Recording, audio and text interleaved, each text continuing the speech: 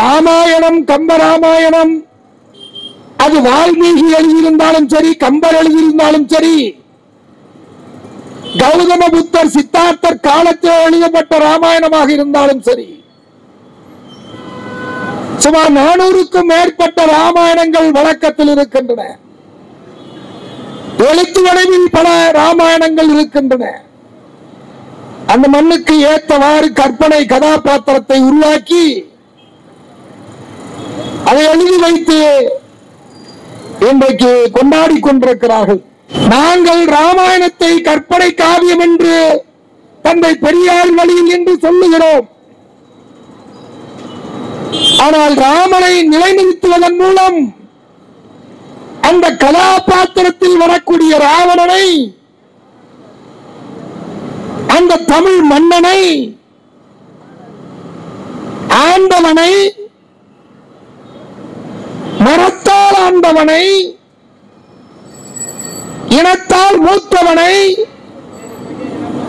வடவர் சூழ்ச்சியால் வீழ்த்தப்பட்ட அந்த மாபெரும் பேரரசனை நாங்கள் போற்ற வேண்டியிருக்கிறது, கொண்டாட வேண்டியிருக்கிறது. பகுத்தறிவு பகலவன் தந்தை பெரியார் சொன்னார், தினமலர் பத்திரிகையில எந்த செய்தி வருகிறதோ அந்த செய்திக்கு நேர் எதிராக நீ சிந்தித்தால் அதுதான் நம்முடைய கொள்கை என்று அவர் சொன்னார். இந்த நாட்டில் நரேந்திர மோடியும் பாசிச இந்துத்துவ சனாதன சங் பரிவார கும்பலும் ராமனை தூக்கி பிடித்து பல்லாயிரக்கணக்கான கோடி ரூபாயை செலவு செய்து கோயில் கட்டி கொண்டாடி ஆரிய சித்தாந்தத்தை நிலைநிறுத்த துடித்தால் அது கற்பனை காவியம்தான். ஆனால் அங்கே வீழ்த்தப்படுவதாக சொல்லப்படுகிற என் மன்னன் ராவணனை போற்றுவது எங்கள் கடமை. எனவேதான் இந்த ராவண விழாவை இன்றைக்கு நாங்கள் எடுத்துக் கொண்டிருக்கிறோம். தமிழனை, தமிழ் பண்பாட்டை, திராவிட பண்பாட்டை அழித்தொழித்து ஆரியத்தை நிலைநிறுத்துவதற்கு ராமனை கையிலே எடுத்திருக்கிறார்கள். நேற்று ஒரு செய்தி, பாப்பாவுக்குள்ள இப்ப 2 பேர் அடிச்சுக்கிறான். குறிப்பா RSS சேர்ந்து பிற்படுத்தப்பட்ட சமூகத்தில் இருந்து வந்தவர் ஒருவரை நாங்கள் பிரதம அமைச்சராக அமர வைத்திருக்கிறோம். எப்படி இஸ்லாமியர் ஒருவரை நாங்கள் அப்துல் கலாமை குடியரசுத் தலைவராக ஆக்கினோம். கோவிந்தநாத் அவர்களை குடியரசுத் தலைவராக பட்டியல் சமூகத்தில் இருந்து ஒருவரை உருவாக்கினோம். பழங்குடியின சமூகத்தில் இருந்து முர்மு அவர்களை இன்றைக்கு குடியரசுத் தலைவராக அமர்த்தி வைத்திருக்கிறோம் என்பதை போல பிற்படுத்தப்பட்ட சமூகத்தில் இருந்து ஒருவரை கொண்டு வந்து அமர்த்தி வைத்திருக்கிறோம் என்கிற பெயரில் RSS பார்ப்பனிய சித்தாந்தம் நரேந்திர மோடியையும் அமித்ஷாவையும் கொண்டு வந்து உட்கார வைத்திருக்கிறார்கள். இப்பொழுது RSS-க்குள்ளேயே 2 பிரிவாக இருக்கிறார்கள்.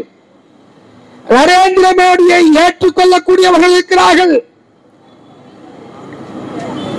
இவர் பட அமைதி படையத்தில் வர அமாவாசை மாதிரி 56 இன்ச்சு நரேந்திர மோடி இங்க அமாவாசை மாதிரி வந்து உட்கார்ந்து நம்ம இவ்வளவு 100 ஆண்டு காலமாக உருவாக்கி இந்த அழகிய பேரரசாட்சியை நமக்கே அள்ளி போடுற, கிள்ளி போடுற, இப்படி போடுற, நம்ம இப்படி வாங்குற இடத்துல வந்துட்டோமே அப்பா. அதிகாரத்தை தீர்மானிக்கக்கூடிய இடத்திலே மோடி இருக்கிறாரு என்று மோடியை எதிர்க்கிற பார்ப்பனிய சித்தாந்தத்தை கொண்டிருக்கக்கூடிய சிக்மன் பார்ப்பனர்கள், பேஷ்வா பார்ப்பனர்கள், மகாராஷ்டிரா பார்ப்பனர்கள் இப்பொழுது சிந்திக்க தொடங்கி இருக்கிறார்கள். எனவே நரேந்திர மோடியை ஏற்றுக்கொள்ளுகிற, நரேந்திர மோடியை இறக்க வேண்டும். 24 மணி நேரமும் காவி உடை அணிந்திருக்கக்கூடிய உத்தரப்பிரதேசத்தினுடைய முதலமைச்சரை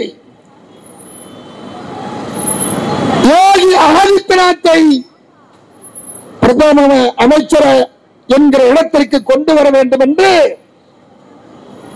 அவர்கள் இப்பொழுது திட்டம் தீட்டி மோதிக் கொள்ளுகிறார்கள். நடுவில் ஒரு ஆளை கொண்டு வந்து சொருவ பார்த்தாங்க. நெடுஞ்சாலைத்துறை போக்குவரத்து துறை அமைச்சராக இருக்கக்கூடிய நிதின் கட்கரி அவர்களை. அவர் சிக்மன் பாப்பா, மகாராஷ்டிரா சேர்ந்தவர், RSS கூடாரத்தினுடைய அடிப்படைவாதி, பயிற்சி ஆற்றவர், முன்னணி தலைவர். அவர்கிட்டயே தெரியாம கையெழுத்த வாங்கி 1.25 லட்சம் கோடி ரூபாய் ஊழல் பண்ணாருன்னு முதல்ல வெளில விட்டு அப்படியா பாயெல்லாம் பொத்திட்டோம். அதோட எப்பா எனக்கு எதுவே வேண்டாம். இவங்க 3000 பேரைய கொண்டுட்டு முழுங்கிட்டு நிக்கிறாங்க, ரயில கொளுத்துனாங்க. குஜராத் கலவரத்துக்கு காரணமானவங்க. உத்தரப்பிரதேசத்துல கலவரம், குஜராத்ல கலவரம், பீகார்ல கலவரம், ராஜஸ்தான்ல கலவரம், மத்திய பிரதேச கலவரம். கலவரத்தாலேயே ஆட்சிக்கு வந்து உட்கார்ந்து இருக்காங்க. ஆளப்பட்ட காங்கிரஸ் கட்சியை கவுத்து விட்டாங்க. காங்கிரஸ் கட்சியிலேயே ஆள் முடிச்சு அங்கே துரோக கணக்கை எழுத வைத்தவர்கள் நமக்கும் துரோக கணக்கை எழுதி வச்சுட்டாங்க. எப்பா இனிமே தப்பிச்சா போதுன்னு வாயை பத்திட்டு எனக்கு வேண்டாம் சாமி அவர் ஓடிட்டார். எப்பவுமே சாமியார் கொஞ்சம் திமிரா இருப்பாங்க. அதனால யோகி ஆதித்யநாத்தை உள்ள இறக்கி விடணும் முடிவு பண்ணி இப்ப இறக்கி வச்சிருக்காங்க. நரேந்திர மோடிக்கு என்ன நோக்கம்? உண்மையான இந்துக்களை பார்த்து நான் கேட்கிறேன். அயோத்தியில் இருக்கக்கூடிய ராமருக்கு நீங்கள் கோயில் எழுப்புறீர்கள் 2000 கோடி ரூபாய்க்கு. ஆனா வசூல் செய்த தொகை எவ்வளவோ, அது பல்லாயிரக்கணக்கான கோடி ரூபாய். அவங்களுக்குள்ளே அது ஒரு பிரச்சனை. இப்ப ராமரை பிரதிஷ்டை செய்கிறீர்கள், குழந்தை ராமரை பிரதிஷ்டை செய்கிறீர்கள், உயிர் உருவாக்குறீங்க, உயிர் ஊற்றுறீங்க. ஏண்டா சிலை எங்கேயாவது நடக்குமா? சிலை எங்கேயாவது பேசுமா? சிலைக்கு கால் வைக்குமா? சிலை சுவாசிக்குமா? சிலைக்கு பக்கத்துல தடுமாறி விழுந்தா உன்னை தூக்கி நிறுத்துமா? சிலைக்கு மனசாட்சி உண்டா? உனக்காக சிலை ஓடி வருமா? எவனோ ஒருத்தன் காலில் கையில மிதிப்பட்டு உருவான ஒரு சிலையை உயிரூட்ட போகிறேன் என்று இந்த நாட்டில் அறிவியலை பொய்த்த ஒரு கருத்தியலாக மாட்டிக்கொண்டிருக்கிறார்கள். 2000 வருஷமா திருந்துவாங்கன்னு பார்த்தா திருந்தறதுக்கு வழியா இல்லை. எத்தனை அம்பேத்கர் வந்தாலும், எத்தனை பெரியார் வந்தாலும், எத்தனை காந்தி வந்தாலும், எத்தனை சோசியலிஸ்ட் நேரு வந்தாலும் இவங்களை திருத்தவே முடியாது. உயிரூட்டுகிற வேலையை செய்யலாம். போய் நீ யாருக்கு உயிர் ஊட்டுறீங்க? நான் இந்துக்களை பார்த்து கேட்கிறேன். மெத்த பணிவன்போடு ராமரை வணங்கக்கூடியவர்கள் இந்த ஒளிபெருக்கி வழியாக கேட்டுக் கொண்டிருந்தாலோ அல்லது நாளை இந்த தகவல் ஊடகத்தின் வழியாக வருகிற போது உங்கள் மனசாட்சி பார்த்து கேட்கிறேன். ராம பக்தர்களே, அயோத்தியில் பிறந்திருக்கக்கூடிய ராமனை வழிபடுவதற்கு, அங்கே பூஜை செய்வதற்கு, வணக்கம் செலுத்துவதற்கு இவ்வளவு 1000 கோடி ரூபாய் செலவு செய்றீங்களே. நான் கும்பகோணத்துக்காரன். எங்க ஊர்ல ராமசாமி கோயில் இருக்கு, பெரிய கடத்தல இருக்கு. 16ஆம் நூற்றாண்டில் கட்டப்பட்ட ராமசாமி கோயில், குலோத்துங்க மன்னனால் கட்டப்பட்ட ராமசாமி கோயில் 1625ஆம் ஆண்டு கட்டி எழுப்பப்பட்ட ஒரு கோவில் இன்றைக்கு இந்தியாவுடைய தொல்லியல் துறையில் இருக்கிறது. தமிழ்நாட்டு அரசுடைய சமயத்துறையில் இல்லை, அது இந்த அறநிலையத்துறையில இல்ல, தொல்லியல் துறையில் இருக்கு. மிஸ்டர் நரேந்திர மோடி அவர்களே, உங்கள் கட்டுப்பாட்டில் இருக்கக்கூடிய மத்திய அரசாக இருக்கக்கூடிய ஒன்றிய அரசின் கீழ் இருக்கிறது. அந்த ராமசாமி கோயில் 400 வருஷம் பழமை வாய்ந்ததாச்சு. இன்னைக்கு நீங்க இவ்வளவு 1000 கோடி ரூபாய் செலவு செய்து அங்க கொண்டாடுறீங்கல்ல. அயோத்திக்கு போக முடியாத ராமபக்தன் தென்னகத்து அயோத்தி என்று அழைக்கப்படுகிற கும்பகோணத்தில் இருக்கக்கூடிய ராமசாமி கோவிலுக்கு போய் கும்பிட்டா அவனுக்கு கிடைக்க வேண்டிய அனைத்தும் கிடைக்கும் என்று ஐதீகம் சொல்லி அதை நம்பி போகிற பக்தர்களுக்கு ஒரு சிறு துரும்பை கிள்ளி போட்டதுண்டா? ஸ்ரீரங்கத்துக்கு வந்து போன நரேந்திர மோடி அவர்களே தென்னகத்து அயோத்தியாக இருக்கக்கூடிய கும்பகோணத்தில் இருக்கக்கூடிய ராமசாமி கோயிலுக்கு ஏன் வரல? அந்த கோயிலுடைய தொன்மை என்பது தமிழர்களுடைய தொன்மை அடங்கியிருக்கிறது. கீழடியில் தோண்ட தோண்ட தமிழருடைய அடையாளம் இருப்பதை போல அந்த ராமசாமி கோயிலிலும் கம்பராமாயணம் சொல்லுவதை போல சில தமிழர்களுடைய அடையாளம் இன்றைக்கு புதைந்து கொண்டிருக்கிறது. இடிஞ்சு மேற்கூட கீழே உள்ள மாதிரி இருக்கு. 2015 கும்பாபிஷேகம் பண்ணீங்க. அங்க போய் ராமன் மூலவரா இருப்பாரு கும்பிடு நினைச்சா மேல எப்படா இடிஞ்சு ஒண்ணு பயத்தொழிக்காம இருக்கிற இந்த பக்தனை பற்றியே சிந்திக்கவே இல்லை. மத்திய தொல்லியல் துறை ஏன் சிந்திக்கவில்லை? ஒன்றிய அரசு ஏன் சிந்திக்கவில்லை? நரேந்திர மோடி ஏன் சிந்திக்கவில்லை? இந்து சங் பரிவார கும்பலே பாசிச பாஜக கும்பலே என் கேள்விக்கு பதில் சொல்லுங்கள். அங்க போக முடியாதவ இங்கே ரயில்ல எடுத்துட்டு போறீங்க. உங்களுக்கு பேருந்து வசதி செய்திருக்கோன்றீங்க. விமானங்கள் சிறப்பு விமானங்கள் ஏற்பாடு செய்திருக்கோம் சொல்றீங்க. தங்குறதுக்கு இடம் ஏற்பாடு செய்திருக்கிறோம், உணவு ஏற்பாடு செய்திருக்கிறோம் சொல்றீங்க. இதோ இங்க இருக்கக்கூடிய ராமசாமி கோயிலுக்கு ஏன் செய்யல? ஏன்? இது தமிழ்நாட்டில் இருக்கக்கூடிய ராமர் கோயில், தமிழர்களால் வணங்கக்கூடிய ராமர் என்றால் உங்களுக்கு ஏற்க முடியாது. ஒரே ராமன், வடக்கத்தி ராமன், ஒரே ராமன், தெற்கத்தி ராமன் என்று சொல்லக்கூடிய ராம விஷக்கருத்துக்களை மனதில் வைத்திருக்கக்கூடிய நீங்கள் உண்மையிலேயே ராம பக்தராக இல்லை, அரசியல் ஆதாயத்திற்காக 2024 தேர்தல் அரசியலுக்காக ஆதாயத்திற்காக இன்றைக்கு நீங்கள் இதை செய்கிறீர்கள். ராமனை பத்தி கிராமத்தில் நிறைய சொல்லி வச்சிருக்காங்க. ஊர்லாம் திட்டுவாங்க. எங்க தாத்தாலாம் ஏதாவது வேலை சொன்னா செய்யலன்னா உட்கார்ந்துருப்பாங்க. ஏண்டா சோத்து பண்டார மாதிரி இருக்க, சோத்து பண்டார ராம மாதிரி இருக்கான்னு. அவன் பேரு ராம மாதிரி உட்கார்ந்து இருக்கான். திண்ணையில சோம்பேறி ராமன் மாதிரி உட்கார்ந்து இருக்கான். ராமன் சோத்து பண்டாரன்னு எங்க வழக்கத்துல உள்ள ஒரு பழமொழி. ஏண்டா சோத்து பண்டார ராமன் மாதிரி அந்த வழக்கத்துல நெடியில வரும். ஆனால் என் கோட்டு மன்னனாக இருந்த பேரரசன் அவனை வீழ்த்தினீர்கள். அதை ஒரு அரசியலாக காவியமாக எழுதி வைத்திருக்கிறீர்கள். இன்னைக்கு என்ன சொல்றாங்க? ராவணன் அவர்தான் ஆரிய வகுப்பை சேர்ந்தவர், ராமன் சத்திரிய குலத்தை சேர்ந்தவர், சத்திரிய குலத்தில் சூரிய வழிபாட்டு முறை கொண்டவர், 6 குல வழிபாட்டு முறையில் சூரிய வழிபாட்டு முறையை கொண்டவர் தான் ராமன். எனவே அவன் சத்திரியன், மன்னன். ராவணன் வந்து ஆரியர். எனவே அது ஒழித்த இதற்கு அதனால்தான் ராவணன் ஐயராக இருக்கிற காரணத்தினால், பார்ப்பனராக இருக்கிற காரணத்தினால்தான் அந்த பிரம்மஹஸ்தி தோஷத்தை தீர்ப்பதற்காக திருவிடைமருதூர் மகாலிங்கேஸ்வரர் கோவில்ல முகப்புல வந்து ராமன் நேரடியாக வந்து அபிஷேகம் செய்துட்டு திரும்ப ராமநாதபுரத்துல போய் அந்த பிரம்மஹஸ்தி தீட்டை கழிப்பதற்காக கழித்ததாக நீங்க சொல்றாங்கன்னு இப்ப அடுத்த கதையை ஆரம்பிச்சாங்க. ஏன்னா மோடி பிற்படுத்தப்பட்ட சமூகம், எனவே அவர் பிற்படுத்தப்பட்ட சமூகத்தில் இருந்து வந்த ராமரை உயர்த்தி பிடிக்கிறார். பாபா சாஹேப் டாக்டர் அம்பேத்கர் அவர் மிக தெளிவாக ஒன்றை சொல்லுவார். எப்பவுமே பாப்பா என்ன செய்வானா, சுத்தி சுத்தி சுத்தி சுத்தி வந்துகிட்டே இருப்பான். தந்தை பெரியார் போல நெட்டு முத்தான் இதான் செய்தி ஏறிக்க வரமாட்டாங்க. உண்டு இல்ல சரி தவறு என்று உடனடியாக ஒரே சொல்லில் முடிவுக்கு வந்துருவார். ஆனா பார்ப்பன கதையில் மட்டும் பாத்தீங்கன்னா சுத்தி சுத்தி சுத்தி சுத்தி வந்துட்டே இருக்கு. அப்படி சுத்தி சுத்தி வந்து வருகிற கதையை சொல்லி சொல்லி பார்ப்பனர்கள் இன்றைக்கு ராமனை எப்படியாவது கொண்டு வந்து தமிழ்நாட்டில் திணிச்செல்லான்னு முடிவு பண்றாங்க.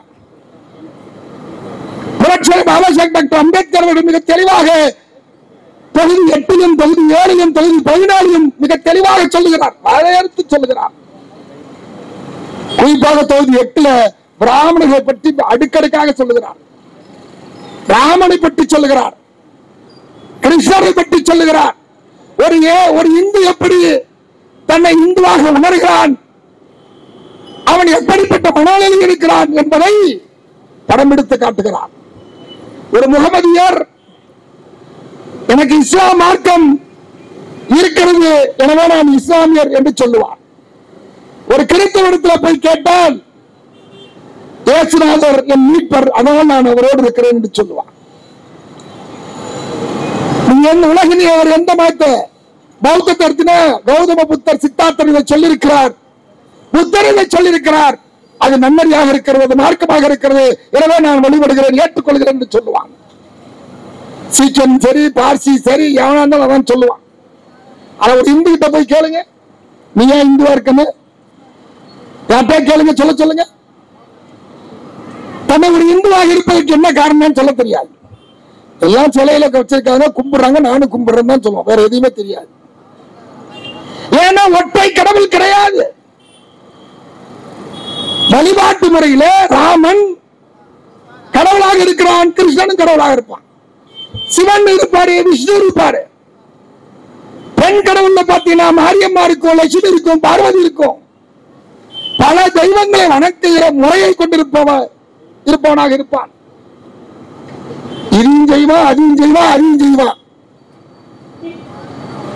சிவனத்தில் இருக்கிறவன், இது நம்ம சிவனத்தில் தான் இருக்கிறோம், வைணவம் நமக்கு எதிர்ப்பு என்று இருந்த காலம் போச்சு.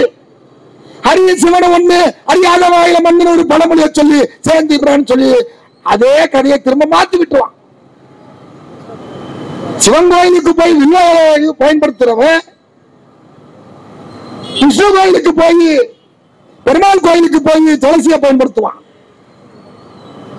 முருகன் கோயிலுக்கு போய் வேப்பலையை பயன்படுத்துவான். எங்க பக்கத்துல என்ன இருக்கோ அதை எடுத்துக்கிட்டு அதுக்கு ஒரு அடையாளத்தை வச்சுக்குவான். ஏன்னு தெரியாது. ஏனென்றால் ஒருவேளை இந்துக்களில் ஒரு சிலர், ஒரு குறிப்பிட்டவர் மட்டுமே ஒரு குறிப்பிட்ட கடவுளை வணங்குகிற முறையை கொண்டிருக்கிறார்கள். பெரும்பகுதி 80 விழுக்காட்டுக்கு மேல இந்துக்கள் பல கடவுளை வணங்கக்கூடியவர்களாக இருக்கிறார்கள். இன்னும் சொல்ல போன எங்க ஊர்ல இருக்க, தமிழ்நாட்டில் இருக்க தமிழர்களுடைய இந்துக்களை, தமிழர்களாக இருக்கக்கூடிய இந்த இந்துக்களுடைய நடைமுறையும் சொல்றேன். நாகூர் போனா நாகூர்லயும் வணங்குவான், நிறைய பார்ப்பான். மாதா கோயில பார்த்தா மாதாவேன்னு கூப்பிட்டு போவான். அதுதான்டா எங்க ஊர் இந்து மதத்தினுடைய அடையாளம். ஆனால் ராமனையும் வணங்குகிற, கிருஷ்ணனையும் வணங்குகிற, சிவனையும் வணங்குகிற, முருகனையும் வணங்குகிற,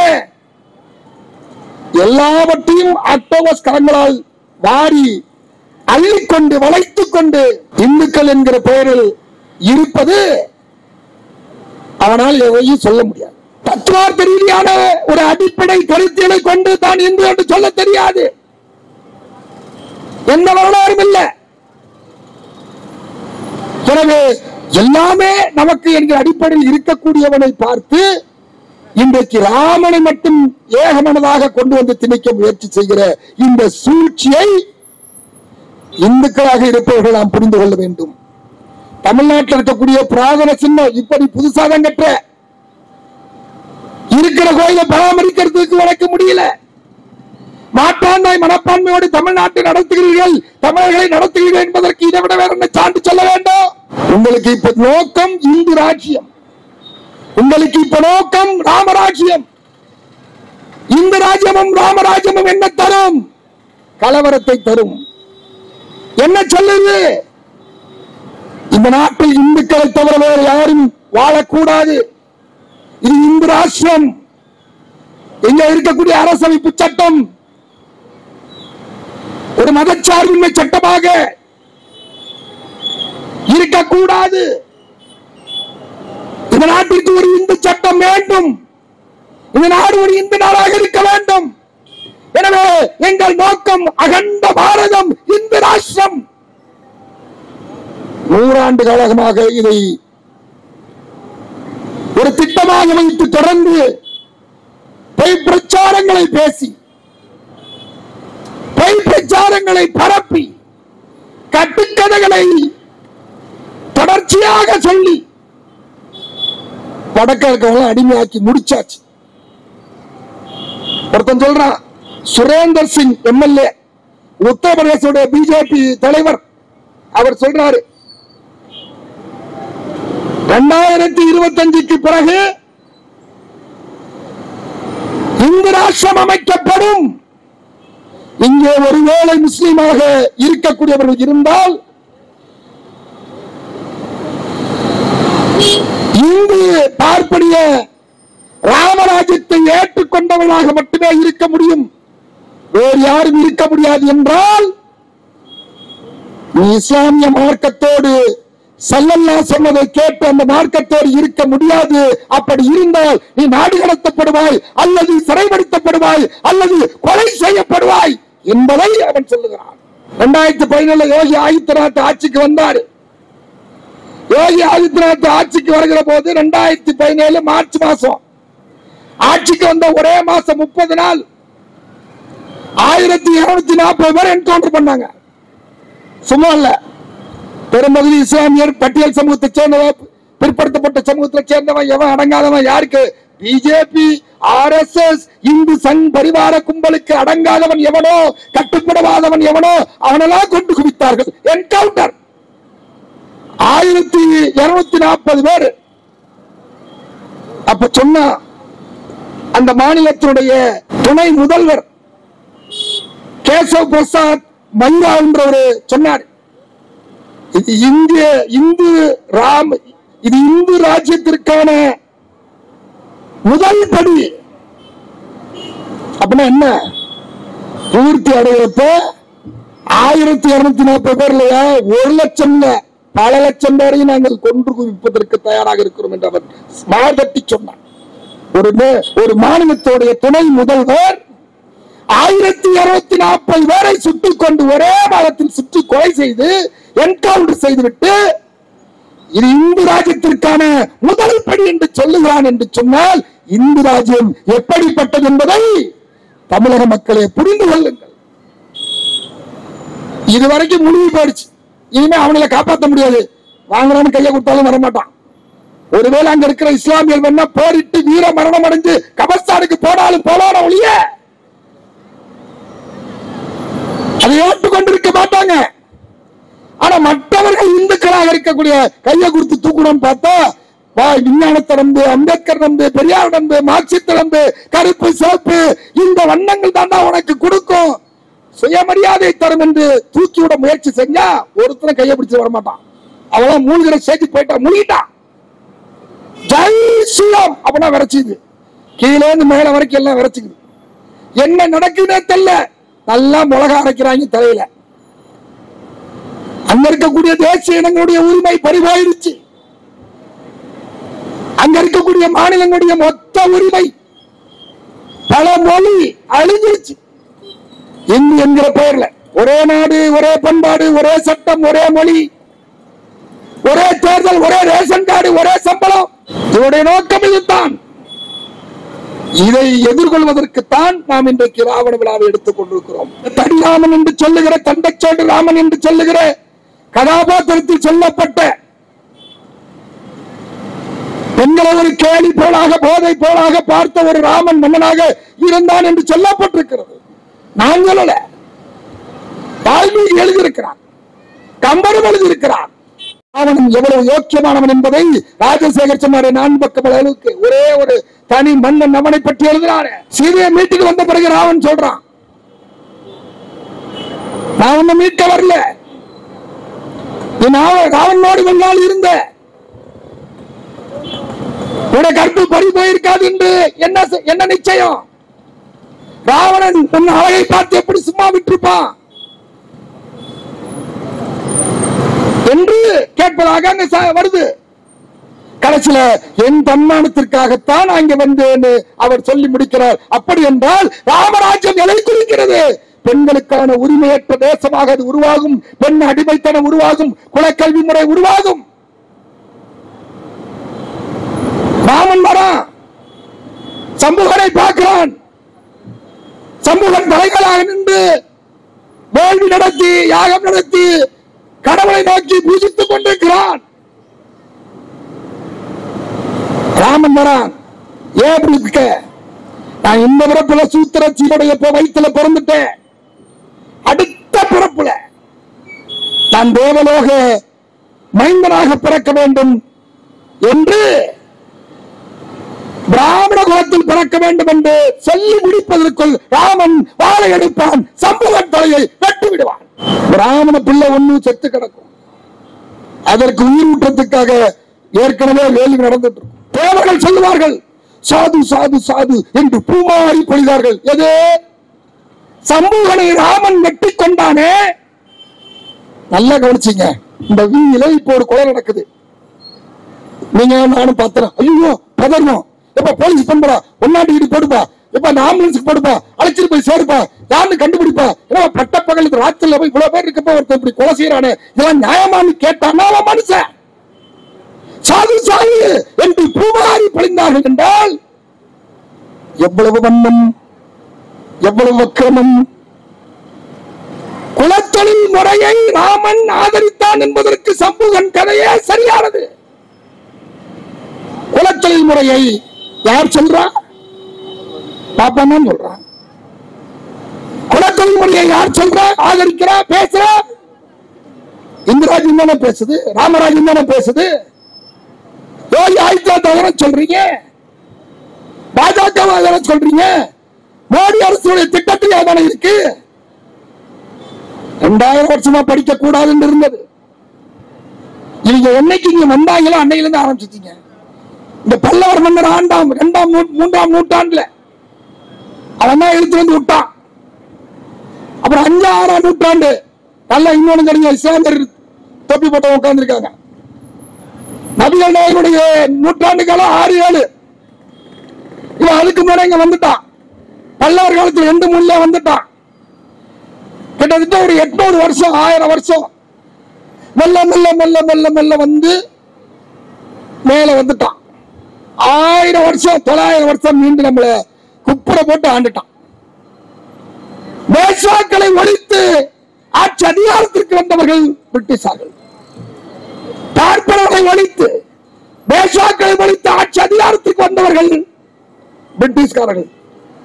என்ன நினைச்சோன்னா, பிரிட்டிஷ்காரன் பக்கத்திலேயே போய் உட்கார்ந்துகிட்டு இங்க தமிழ் நீசவாசன்னு சொல்லி சமஸ்கிருதம் தான் உயர்ந்த மொழின்னு சொல்லி அங்கேயும் போய் உட்கார்ந்துகிட்டு அங்க ஆட்சி அதிகாரத்தில் தலையிட்டுக்கிட்டு அங்க உட்கார்ந்து என்ன செஞ்சுக்கிட்டு எங்களை ஒழிச்சு கட்டணும்ன்ற வேலையை எல்லாம் பார்த்து வச்சான். என்ன நப்பியாசை! இந்த கூட்டி கொடுக்கிறவன காட்டி கொடுக்கிறவன் மோசமானவன். அன்னைக்கு இருந்த பாப்பா என்ன செஞ்சான்? தோழன் அழகா சொல்லுவார்த்து. என்ன செஞ்சான்? அந்த சூழ்நிலைக்கு பசங்க என்ன செஞ்சாங்க? வெள்ளைக்காரனுக்கு படை கொண்டு போய் சேர்த்தார்கள். வெள்ளையாளுக்கு வெள்ளை ஏகாதிபத்திய சுரண்டல் அரசுக்கு ஆள் சேர்த்தார்கள், ராணுவம் சேர்த்தார்கள். அவர்களுக்காக சண்டையிட்டார்கள். என்ன நம்பிக்கையில? நாட்டை விட்டுட்டு போறப்ப நம்மகிட்ட கொடுத்துட்டு போவான்னு நம்பிக்கையில. அவனுக்கு தெரியாதா? கொஞ்சம் மனசாட்சி அவனுக்கு இருக்காது. அவன் கொடுக்கிறப்ப நம்மகிட்ட கொடுத்துட்டு போயிட்டான். ஆனா அப்படியே இன்னைக்கு கொல்லப்புறமா வந்து நம்ம தலையில உட்கார்ந்துட்டு ஆண்டுகிட்டு இருக்கிற பார்ப்பனிய சித்தாந்தம் அதை ஒழிக்க வேண்டும் என்பதற்காகத்தான் தந்தை பெரியார் களத்தில் நின்று போராடினார், களமாடினார், சமூக நீதி கொள்கையை பேசினார், உறக்க முழங்கினார். அரசியலமைப்பு சட்டத்தை உருவாக்கி புரட்சியாளர் பாபா சாஹேப் அம்பேத்கர் அவர்கள் நமக்கான ஒரு சட்டத்தையே உருவாக்கி, ஒரு பாதுகாப்பு சட்டத்தையே உருவாக்கி கொடுத்தார். அவங்களை பத்தி தெரிஞ்சனால உருவாக்கி கொடுத்தார். அப்படிப்பட்ட நிலையில் இருந்துதான் இன்றைக்கு இந்த நிலைக்கு வந்திருக்கிறோம். ஆனா இதனுடைய திருட்டுத்தனம் எல்லாமே மறைக்கப்பட்டிருக்குது. இந்த சூழலில் ராவணனை பற்றி பேச வேண்டிய தேவை ஏன் எழுகிறது என்று சொன்னால், ராவணனை கொண்டு வந்து இங்க திணிக்கிற வேலையை செய்கிறார்கள். குறைஞ்சபட்சமா ஒரு 400 வருஷமா அவங்களால முடியல. கம்பராமாயண 13ஆம் நூற்றாண்டுல எழுதின பிறகு ஒரு 600 வருஷத்துல அப்படி இப்படின்னு கொஞ்சம் ராமகிருஷ்ணன் அது இதுன்னு பல பேரை வச்சுக்கிட்டாங்க. அதெல்லாம் தாண்டி தந்தை பெரியாருக்கு பிறகு முற்றிலுமா அதுக்கு கதவை சாத்தி முடிச்சாச்சு. பேரு ராமகிருஷ்ணன் இருக்கும். ஆனா தந்தை பெரியார் கொள்கையை பேசிக் கொண்டிருக்கக்கூடிய தந்தை பெரியார் திராவிடர் கழகத்துடைய தலைவராக இருந்து போராடக்கூடிய ராமகிருஷ்ணன் இருப்பார். பேரு ராமசாமி என்று இருக்கும். இங்கே ராமசாமியாக இருந்து ராமனை தோலுத்தவராகத்தான் இங்கே ராமசாமிகள் இருப்பார்கள். இதுதான் அரசியல். இந்த அரசியலை வீழ்த்த வேண்டும் என்று நீங்கள் கங்கணம் கட்டி இந்த மண்ணிக்குள் நுழைந்தால் 2017 அப்படிதான் வந்தாங்க. ராம யாத்திரை, ரத யாத்திரைன்னு கிளம்பினா பிப்ரவரி மாசம் கிளம்பினாங்க. மார்ச் மாசம் தமிழ்நாட்டுக்குள்ள வந்துச்சு. அன்னைக்கு வந்துட்டு போறப்ப இங்க என்ன சொன்னாங்க, 144 போட்டு உள்ள வரக்கூடாதுன்னு சொன்னாங்க. அப்புறம் தமிழ்நாடு அரசு அனுமதி கொடுத்துச்சு. கொடுத்த பிறகு இங்க சுத்திட்டு கடைசி என்ன சொன்னாங்க, அதை நடத்துற அந்த தலைவர் ஒருத்தர், அந்த பேர் இருங்க, அதையும் சொல்லிடுறேன், சித்தானந்தா மகரிஷி. என்ன சொன்ன அன்னைக்கு அந்த சித்தானந்த மகரிஷி சொல்றான், இது இந்த மண்ணில் இந்த ராமராஜ்ய ரதம் ராவணனை வதம் செய்து முடிச்ச பிறகுதான் கிளம்பும் என்றார். அப்படின்னா என்ன அர்த்தம்? தமிழர்களை கொண்டொழிக்காமல் இந்த ராவண ரதம் போகாது, தமிழகத்தை அழிக்காமல் இந்த ராவண ரதம் போகாது என்றால் தமிழர் ஆட்சியை, தமிழர் முறையை, தமிழர் பண்பாட்டை, தமிழர் அடையாளத்தை, தமிழ் அரசியலை முடிக்க வேண்டும் என்று நினைத்து வந்தவர்கள். ஆனால் பெரியாரிய கருத்துக்களை ஏற்றுக்கொண்ட எங்களை போன்றவர்கள், பெரியாரிய கருத்துக்களை ஏற்றுக்கொண்ட இறை வணக்க முறையில், இறை வழிபாட்டு முறையில் இருக்கக்கூடியவர்களும் வணங்குகிறார்கள். எப்படி சொல்லுவாங்க, ராமனை பற்றி அப்படித்தான் சொல்லுகிறார். எனவே இந்த செய்தியை நாம் இந்த நேரத்தில் பதிவு செய்து கொள்ள வேண்டிய அவசியம் இருக்கிறது, தேவை இருக்கிறது. இப்பொழுது எதற்கான தேவை? ஏன் இதை நடத்துகிறோம்? எங்கள் மக்களை பாதுகாக்க வேண்டும், எங்கள் மக்களுக்கு அறிவூட்ட வேண்டும், எங்கள் மக்களுக்கு விழிப்புணர்வு தர வேண்டும், எங்கள் மக்களை இனி எந்த ஆரிய கருத்துகளும் தத்துவமும் எங்கள் மக்களை அணுகக்கூடாது, அண்டக்கூடாது என்பதற்காகத்தான் இந்த அரசியலை மேற்கொள்கிறோம். எனவே இன்றைய காலகட்டத்தில் நாம் எடுக்க வேண்டிய உறுதிமொழி எதுவாக இருக்க வேண்டும் என்று சொன்னால், ராமராஜ்யம் இந்த மண்ணிற்குள் வரக்கூடாது, இந்து ராஜ்யம் இந்த மண்ணிற்குள் வரக்கூடாது. அதை தடுத்து நிறுத்துவதற்கான அரசியலை முன்னெடுக்க வேண்டும். அதற்கான விழிப்புணர்வை நம்முடைய மக்களிடத்தில் கொண்டு போய் சேர்க்க வேண்டும். தந்தை பெரியாரின் பெயரில், மார்க்சின் பெயரில், அம்பேத்கரின் பெயரில் தொடர்ந்து இணைந்து களத்திலிருந்து களமாட வேண்டும். ஆகையினால்தான் இன்றைக்கு தமிழ்நாட்டில் நாம் பேசிக் கொண்டிருக்கிறோம். இந்த கருத்தை உறக்க முழங்கிக் கொண்டிருக்கிறோம். இந்த களத்தை எங்களுக்கு திராவிட முன்னேற்ற கழகத்தின் மீது அதிருப்தி உண்டு, அண்ணா திராவிட முன்னேற்ற கழகத்தினுடைய ஆட்சியின் மீது அதிருப்தி உண்டு, திராவிட கட்சிகள் மீது எங்களுக்கு பல அதிருப்தி உண்டு. ஆனாலும் எங்களுக்கு முதன்மையான எதிரி என்பது கொள்கை அடிப்படையில், சித்தாந்த அடிப்படையில் ராமராஜ்யத்தை அமைப்போம் என்று சொன்னால் அந்த ராமராஜ்யம் என்பது முட்டாள்தனமானது, மூடத்தனமானது. அது பழக்க வழக்கம், தமிழுடைய பழக்க வழக்கங்களை, நெறியை, அரசியலை குடிதோண்டி புதைக்கக்கூடியதாக இருந்துவிடும் என்பதற்காகத்தான் உடனடியாக அதை நாங்கள் தடுத்து நிறுத்துவதற்காக இந்த மண்ணில் ராவணன் எங்கள் மன்னன், அவன் மரத்தால் ஆண்டவன், அறத்தால் ஆண்டவன், மரத்தால் வென்றவன், கடவர் சூழ்ச்சியால் வீழ்த்தப்பட்டாலும் எங்கள் மன்னன் ராவணன், எங்கள் மாமன்னன், எங்கள் பேரரசன், எங்கள் மூதாதையர், எங்கள் குலக்கொழுந்து, அவர் புகழ் ஓங்குக ஓங்கு என்று அவர் புகழ் பாடுவதன் மூலம் ராமராஜ்யத்தை எதிர்ப்போம், ராமராஜ்யத்தை இந்த மண்ணில் கடைபட விடமாட்டோம் என்று சொல்லி எல்லா விதமான அநீதிக்கும் எதிராக இருப்பது, எல்லா விதமான அநீதியை கட்டவிழ்த்து விடுவது, கலவரத்தை கட்டவிழ்த்து விடுவது, கும்பல் கொலையை கட்டவிழ்த்து விடுவது இந்த இந்துத்துவ சனாதன பாசிச சங் பரிவார கும்பல் என்பதை சொல்லி அவர்கள் 2024ஆம் ஆண்டு அடியோடு தலைகீழாய் அவர்களை மாற்ற வேண்டும், அதற்கான அரசியலை முன்னெடுப்போம் என்று சொல்லி ராவணன் புகழ்பாடி அமர்கிறேன். நன்றி, வணக்கம்.